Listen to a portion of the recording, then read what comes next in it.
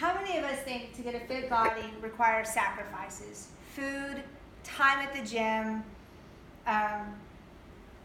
ultimately just giving up your life to look fit. What if I told you it takes one simple change in your workout to not only cut the gym time down, but lose those inches? We all want that beach body to be leaner, healthier, have more energy during the day, not to mention a little bit more forgiveness in our diet. Ultimately, we just want to be confident in our own skin. It's really simple. Just add weights. Weight training is not just for the guys. There are a plethora of benefits to incorporating weights into your workouts, regardless of your gender, including improvements to your muscles, skeleton, brain, as well as your emotional well-being. I want to talk about women and weights and the significance weight-resistant training has on the physical as well as the mental effects of your body. It's not just about the aesthetics. The physical attributes to lifting are more than what meets the eye. It increases daily caloric burn, increases strength, and it helps offset cognitive differences and improves mental clarity and focus. So according to Christopher Wharton, who's a doctor, physical personal trainer, as well as a researcher at Yale University, he states that 10 pounds of muscle will burn 50 calories a day spent at rest, while 10 pounds of fat will only burn 20. You know, this becomes especially important as we get older because our metabolisms do slow down. Heavy weight increases the power and strength of your muscles without significantly adding bulk or size. This means that everyday physical tasks will get easier and consistent training will increase the amount of weight that you can lift. So that means only taking one trip from the car to the kitchen with all the groceries. It also strengthens bone and connective tissues. Your bone is living as well, and it does respond to exercise. Women and men older than 20 can help improve bone loss with regular exercise. According to the National Research Center of Osteoporosis, the best bone-building exercise is the weight-bearing kind. It incorporates coordination, balance, and strength, which can prevent falls and fractures. And it even helps with those who have been diagnosed with osteoporosis. Studies show that people who are physically active are less likely to decline in their mental functions. It increases chemicals in the brain that actually can counter some of the natural reduction in brain connections that occur with aging. It releases endorphins, which also work on the chemoreceptors of the brain, same as the antidepressants. Alongside that, they have found research that has identified antioxidant or anti-anxiety effects of resistance training.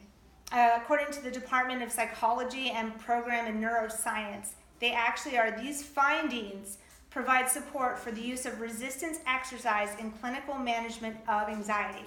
So it's a natural antidepressant and anti-anxiety. The best thing that I've kind of found interesting was the fact that a research article in Geriology says that leg power predicts both cognitive aging and global brain structure. Interventions targeted to improve leg power in the long term may help reach a universal goal of healthy cognitive aging. So just 30 to 60 minutes, a couple times a week, will improve your thinking and reasoning skills, improve memory and judgment with people with Alzheimer's, delay or even slow the progress of Alzheimer's. So why is resistance training more common in men than women? Why are women so resistant to it? As a personal trainer myself, the biggest concern that I have when I tell women, let's lift some weights, was I don't want to get big. The reality is women have the ability to lift tremendous amounts of weight, but not increase lean muscle mass at the same rate as men. No matter how much you train, how hard you train, how often, how much protein you eat, you're never even come close to the bulky physique of a female bodybuilder. So according to Bill Cream, Essential Strength Training Coach, it's estimated that women have 20% less natural occurring testosterone than men.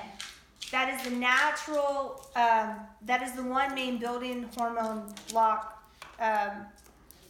that's used to make the muscles big. And it's practically impossible for women to even build those large muscles. Men still struggle to build those big, bulky muscles.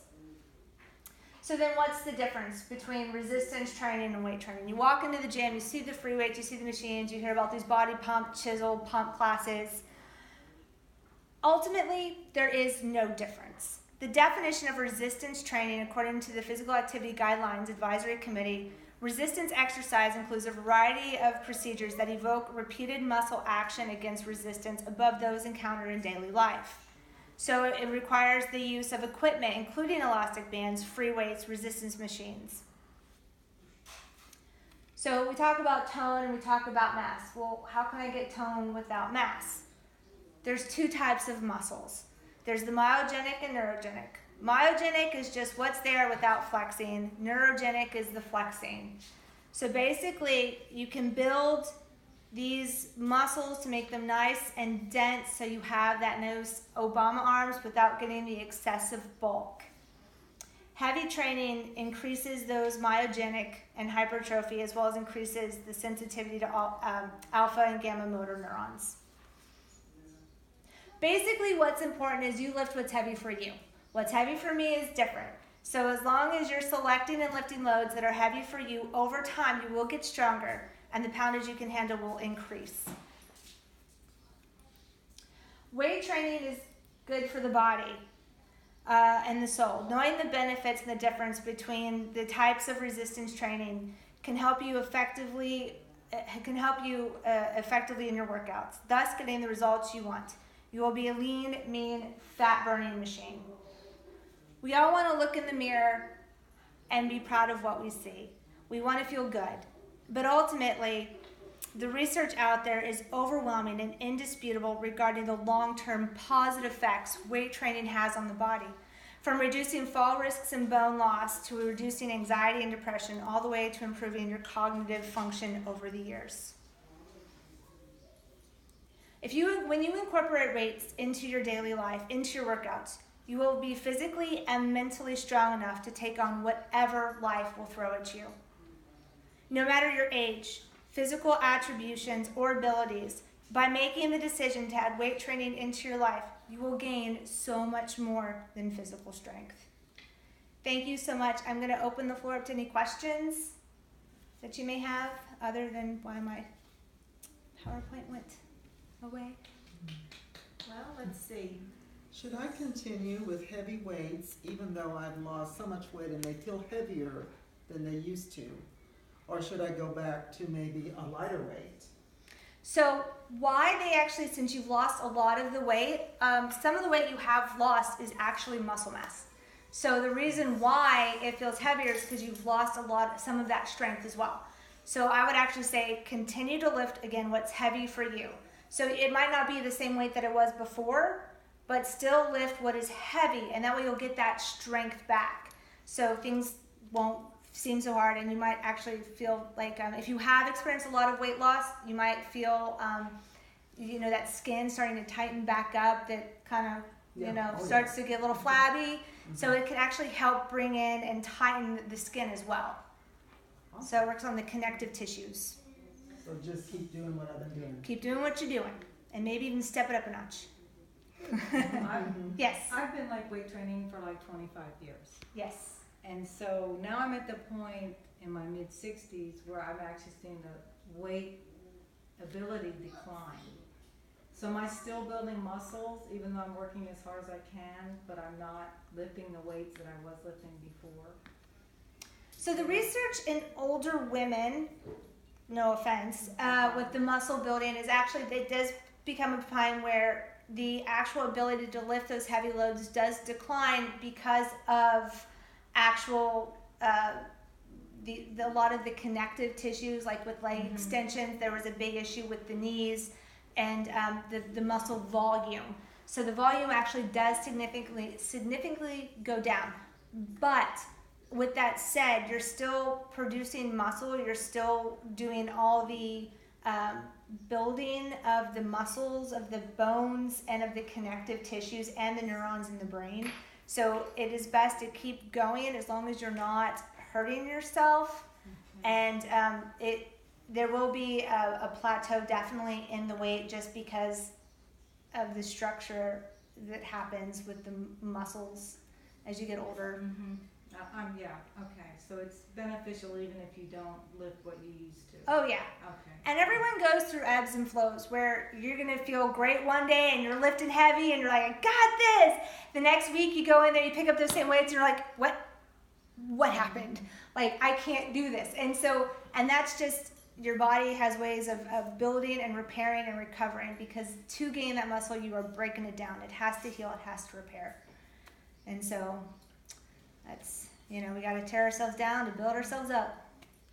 Any other questions? How often should we lift weights? Because I've been told every other day. Is that still true? Actually, you can lift every single day, honestly. You can work different body parts, as long as, the rule of thumb really is, as long as you are not sore, as long as you you can work up to the same muscle group twice in a week.